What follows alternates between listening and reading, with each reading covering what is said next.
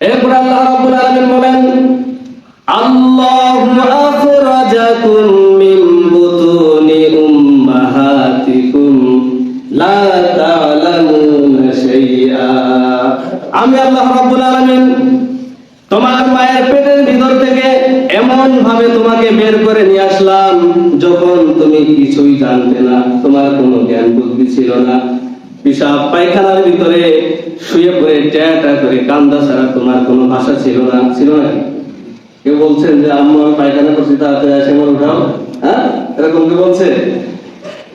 এই জন্য আল্লাহ রাব্বুল আলামিন বলেন, তোমার মুখের ভাষা নেই বলে আমি আল্লাহ তোমার মায়ের কলিজার মধ্যে এরকম এক দুর্বিনীত মহব্বত ছেড়ে দিয়েছি, যাতে করে তুমি যখন কান্দো, কান্দার আওয়াজটা যখন তোমার মায়ের কানের ভিতরে যায়, হাজারো কাজ ফেলে তোমার মায়ের সেই তোমার কোলে নাই।